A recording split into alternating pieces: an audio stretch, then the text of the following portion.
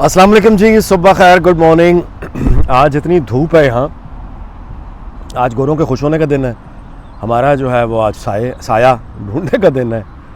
But mostly चूँकि बारिश और अबर रहती है, लिहाजा मोस्टली गोरे बेचारे उदास रहते हैं, हम लोग खुश रहते हैं और धूप जो है इनको कभी कभी मिलती है।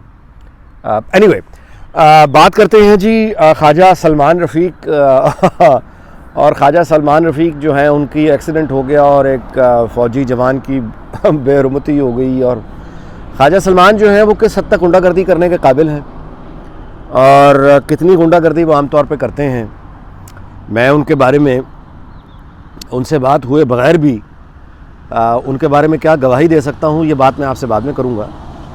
अभी मैं फ़िलहाल आपकी तवज्जो ये दिलवाना चाहूँगा कि फ़ेक न्यूज़, झूठी ख़बरें, अभी एक झूठी खबर जो है, यानी ये बात तो मैं पहले भी तस्लीम कर चुका हूँ कि इमरान खान साहब से आप इख्तलाफ कीजिए, इत्तफाक कीजिए, लेकिन इमरान खान साहब की जो झूठ बोलने की सलाहियत है वो उसका कोई सानी नहीं है।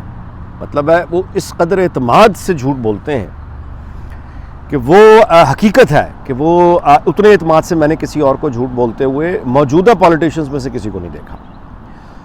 और ना सिर्फ ये कि इमरान खान साहब झूठ बोलते हैं, बल्कि वो उन्होंने पूरी टीम ऐसे ही तैयार की है झूठ की बुनियाद के ऊपर सोशल मीडिया की, कि वो झूठ अपनी तरफ से वो पॉलिटिक्स करते हैं। खुदा जाने उनके नज़दीक शायद ये सियासत का तरीका ही ये है कि बिल्कुल ही झूठ झूठ झूठ। वो टीम भी वैसे तैयार हुई है। अब फेक न्यूज़ ये आई कि जी वो शहबाज शरीफ ने बंद कर दिए हैं सारे, वो लंगर खाने बंद कर दिए हैं और वो यतीमों के जो वजीफ़े हैं, बस इस तरह के वेलफेयर के प्रोग्राम शहबाज शरीफ ने बंद कर दिए हैं कि पैसा नहीं है। ये वो झूठ, ऐसी कोई बात ही नहीं। और ये मरियम औरंगज़ेब ने आज क्लियर किया। अच्छा, अब इसे दो चीज़ें, यानी पहले तो ये झूठ बोलते हैं, टीम वर्क इनका कमाल का है। देखें, ये आसिफ ज़रदारी ने भी माना है हामिद मीर के इंटरव्यू में कि सोशल मीडिया की जो इनकी टीम है, डिजिटल टीम, वो इनकी कमाल की है। वो अपना झूठ बेच जाते हैं भाई, अगलों से सच नहीं बिकता। वो झूठ अपना बेचते हैं और बेचते इस तरह से हैं कि एक झूठ आदमी अफवाह जो है वो सोचता है कि मैं ये झूठ फैलाऊंगा कि शहबाज शरीफ ने ये बंद कर दिया, लंगर खाने बंद कर दिए, गरीबों की मदद बंद कर दी, और फिर इनके साबिक वफाकी वजीर उसको रीट्वीट करके तबसरे देना शुरू कर देते हैं। हमायूं कह रहा हूँ, वो जो है हमाद अजहर, उसने मिसाल के तौर पर पूरी तकरीर ट्वीट में कर दी कि जी ये रद्द वो बंद हो गया गरीबों की। अच्छा, इसी तरह से ये फिर दूसरा झूठ बोलते हैं। फिर इनके एंकर्स जो डेडिकेटेड इनकी टीम के हैं, वो यूट्यूब पे अपने चैनल चलाते हैं और नंबर्स उनके बहुत ज़्यादा, नंबर गेम में वो वाकई बहुत आगे हैं। और स्क्रीन पर बैठ के वो फिर उस झूठ को, यानी एक झूठ आता है, ये उस झूठी खबर के ऊपर रद्द-ए-अमल, झूठा रद्द-ए-अमल, झूठा रद्द-ए-अमल, झूठा रद्द-ए-अमल, झूठा रद्द-ए-अमल, वो इतना शोर मचाते हैं कि सच जो है वो बेचारा का जूते शूते खा के बाहर हो जाता है। घंटों बाद होश आती है मुतलका पार्टी को, लोगों को, यार ये क्या हो गया, ये तो बहुत लोगों ने सीरियस ले लिया। उसके बाद फिर ये बाहर आके कहते हैं कि ये तो झूठ था, बट तब तक डैमेज हो चुका होता है। अच्छा, अब इससे एक बात तो ये साबित होती है कि पीटीआई के वो सारे लोग जो कहते थे कि हम रिवायती सियासतदानों से तंग हैं, रिवायत से तंग हैं, ये झूठ बोलते थे। ये किसी रिवायत से तंग नहीं थे, ये किसी रिवायती सियासतदानों से तंग नहीं थे। ना इन्हें करप्शन पर मसला है, ना इन्हें चोरी पर मसला है, ना इन्हें झूठ पर मसला है, कोई प्रॉब्लम ही नहीं है। इनका मसला ये है कि या तो इनको पीपल्स पार्टी में जगह नहीं मिली, या इनको नवाज़ शरीफ की नून लीग में जगह नहीं मिली। ये इज्तमाई तौहीन, बेइज्जती छत्र इनको पड़े होंगे। हर इंडिविजुअल के अपनी कोई इंडिविजुअल दुख होगा, लेकिन इनको पीपल्स पार्टी के ज़माने में लिफ्ट नहीं मिली, सीधी बात है। नून लीग में कोई लिफ्ट नहीं मिली, कोई जगह नहीं मिली, कोई मकाम नहीं मिला। ये रद्द-ए-अमल के तौर पर फिर पीटीआई में गए और हर किसी ने गालिबन अपना को, क्योंकि अगर असूलों की बुनियाद पर ये तब्दीली की बात कर रहे होते तो पीटीआई को तो सपोर्ट करने वाला आज मिलता ही ना।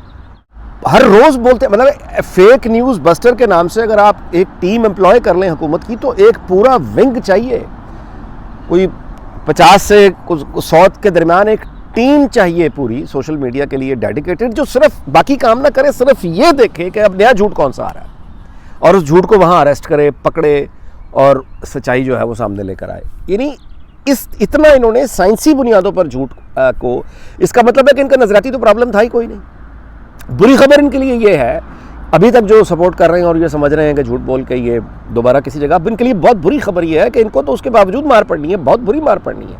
और भाई तरीके इंसाफ कालअदम होने जा रही है। ये वी लोग गवाह हैं, मैं खिलाफ हूँ उस फैसले के। यानी किसी भी आप आर्टिफिशियल तरीके से इस तरह से कालेदम नहीं कर सकते, लेकिन ख़तरा है कि होने जा रही है। अब आ जाए ख्वाजा सलमान और ख्वाजा साद रफ़ीक। देखिए ख्वाजा रफ़ीक जो इनके वालिद हैं, ज़ुल्फ़िकार अली भुट्टो दौर में जब उन्हें गोली लगी और वो शहीद हुए, तो उसके बाद ये दोनों भाई जो हैं, मैं बहुत तवील उसमें नहीं जाता, लेकिन ये दोनों भाइयों ने बड़ी मुश्किलें देखी हैं। और ये अंदरून शहर में रहते थे, भाटी गेट के पास। और उसके बाद साद रफ़ीक ने फिर अपनी स्टूडेंट्स यानी पॉलिटिक्स से शुरू किया और एक एग्रेसिव यानी वो आगे हुआ। और इन दो भाइयों का जो रिश्ता है वो बड़ा, अगर आपने समझना हो तो मैं आपको, एक फ़िल्म है परिंदा, भारतीय फ़िल्म है परिंदा, उसमें वो अनिल कपूर को जैकी श्रॉफ जो है एक किरदार है, जो वो तो खैर माफिया में जाता है और वो एक गैंग चलाता है, लेकिन छोटे भाई को महफूज रखता है हर तरह की चीज़ से, बाप बन के उसको पालता है। और बेटा छोटा भाई जो है वो ज़ाहिर बड़ा पढ़ा लिखा है। वो एक कहानी स्क्रिप्ट बिल्कुल ही अलग है वो, यानी वो मैं सिर्फ उसमें रिलेशनशिप अगर आप निकालें दो भाइयों का, तो साद रफ़ीक और सलमान रफ़ीक का दो भाइयों का जो रिलेशनशिप है उससे मिलता जुलता है। क्योंकि इनके वालिद जब चले गए तो उसके बाद फिर ख्वाजा सलमान अपनी बुनियादी तौर पर वो एक बहुत ही शरीफ आदमी है, बहुत शरीफ। यानी ख्वाजा सलमान को अगर आप ये जिम्मेदारी लगाएं कि यार तुमने फ़लाँ जगह लड़के आना है, बदतमीज़ी करके आनी है, किसी बंदे की बेइज्जती करके आनी है, चोर है कोई तफ्तीश करके आओ, तो ये बिल्कुल नाअहल आदमी उसका, यानी ये वो कर ही नहीं सकता, उसके बस में ही नहीं है बदतमीज़ी करना। सलमान रफ़ीक को आप यानी को बड़ी क्लासेस मेरा ख्याल है वो अभी तक नहीं सीख सका बदतमीज़ी क्या होती है, वो कर ही नहीं सकता। अच्छा, अब इतना जो मासूम, मतलब ये अब को ना देखें ना, यानी आज से पहले चले जाए 30 साल, तो 30-35 साल पहले जिस वक्त, यानी सलमान हमेशा से ऐसे ही हैं, बहुत शरीफ।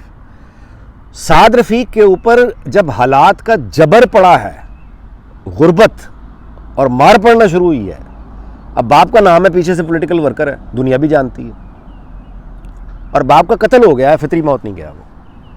उस एहसास के साथ साद रफ़ीक ने अपनी लड़ाई शुरू की है ज़िंदगी की। और एक तरफ से वो दुनिया से लड़ रहा था, ज़माने से लड़ रहा था, सियासत कर रहा था, जो उसको किसी ने तख्त में, प्लेट में, ट्रे में रख के पेश नहीं की। ठीक है, तो बहुत लड़ा है साद रफ़ीक, बहुत लड़ा है। उसमें ज़ाहिर है वो कंट्रोवर्शियल भी है, बहुत से इल्ज़ाम भी हैं, मैं उस किस्से में नहीं जा रहा, लेकिन वो बहुत लड़ा है। और उसने अपने भाई सलमान को इतनी प्रोटेक्शन में रखा है, एक अम्ब्रेला की तरह, कि उसने उसको जैसे कहते हैं तत्ती गर्म हवा नहीं लगने दी। ये बहुत मुश्किल काम होता है बाप का फ़र्ज़ निभाना, क्योंकि वो ये खुद भी साद रफ़ीक छोटा ही था जब उसका, यानी ये वो वाले बहन भाई जिनके वालिदैन जल्दी चले जाते हैं बचपन में, आप आम तौर पे उनको देखेंगे उनका रिश्ता दूसरे आम जो फैमिलीज़ होती हैं उनकी निस्बत इन बहन भाइयों का रिश्ता ज़्यादा मजबूत होता है, ये एक दूसरे के बहुत ज़्यादा करीब होते हैं। तो साद रफ़ीक को खुद जिस वक्त दस्ते शफ़क़त चाहिए था वो उससे महरूम हुआ। एक तरफ से वो दुनिया से लड़ रहा था, तो भाई को बचा रहा था, आज तक बचाता आया, आज तक बचाता आया, साहिबान है मुसलमान के ऊपर। सलमान और साद रफ़ीक जो हैं, ये दोनों हमारे एक ज़माने में अल्लामा इकबाल टाउन में हम रहते थे, तो ये हमारे सामने, यानी हम एक ही गली में आमने सामने हमसाए, हमने कुछ 4-5 साल इस तरह गुजारे हैं इकबाल टाउन में। तो उस वक्त यानी वो आप फिर ज़ाती तौर पर भी बहुत ज़्यादा जानने लगते हैं।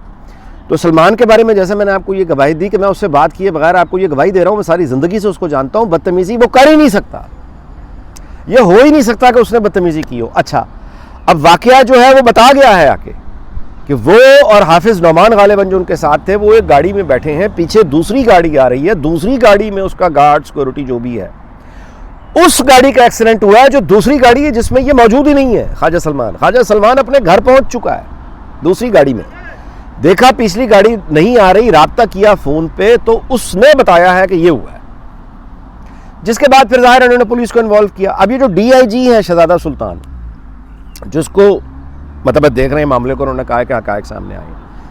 ये DIG शहजादा सुल्तान कौन है? ये DIG मैं आपको याद दिला देता हूँ। ये शहजादा सुल्तान साहब जो हैं, he enjoys a great reputation, splendid officer. ये वो हैं जिन्होंने रिजवान गोंदल, जो पहला पाकपतन का DPO जो रात को ट्रांसफ़र हुआ था ना, जो पहला स्कैंडल था PTI का, वो जो रात को 1 बजे ऑर्डर हुए थे, वो ऑर्डर शहजादा सुल्तान के दस्तखत से हुए थे। पहला ट्रांसफ़र वो जो रिजवान गोंदल का पाकपतन के DPO का जो हुआ था, वो ऑर्डर रात को 11 बजे शहजादा सुल्तान के दस्तखत से वो ऑर्डर निकले हुए। शहजादा सुल्तान वो आदमी है जिसका मतलब ये सारी एडमिनिस्ट्रेशन PTI की लगाई हुई है, वो इसकी यानी निगरानी कर रहे हैं इस केस की। आप शहजादा सुल्तान से ये तवक्को ही नहीं कर सकते कि वो आदमी अपने असूल से दायां बायां हो जाएगा, उसके बस में ही नहीं है, मतलब वो चाहेगा भी तो नहीं कर पाएगा। तो इंतहाई अच्छा ऑफिसर इसको ओवरसी कर रहा है, इस पूरे मामले को, जो कि इनका लगाया हुआ नहीं है, जो कि एक बहुत अच्छी रेपुटेशन एंजॉय करता है।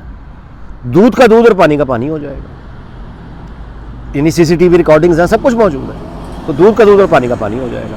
तो ख्वाजा सलमान रफ़ीक के बारे में ये सोचना या ये कहना कि उसने गुंडागर्दी की और वो भी किसी फौजी अफसर के साथ, वो तो किसी फ़कीर के साथ नहीं कर सकता। यानी वो ख्वाजा सलमान इस तरह का बंदा है कि आप अगर मतलब, यानी बाज़ लोग होते हैं बाय नेचर ऐसे होते हैं, मैं उसकी कोई तारीफ़ नहीं कर रहा, मैं हकीकत बयान, बाय नेचर ही वो इस तरह का आदमी है। वो इस तरह का आदमी, जैसे आजकल रमज़ान है, वो अगर कहीं सड़क पे फेरी पे खड़ा होकर अपना रोज़ा खोल रहा होगा और कोई उससे आके मांग लेगा, वो सब कुछ अपना देकर उसको यानी पानी पिला के और अल्लाह का शुक्र अदा करके निकल जाएगा। ख्वाजा सलमान बाय नेचर इस तरह का है।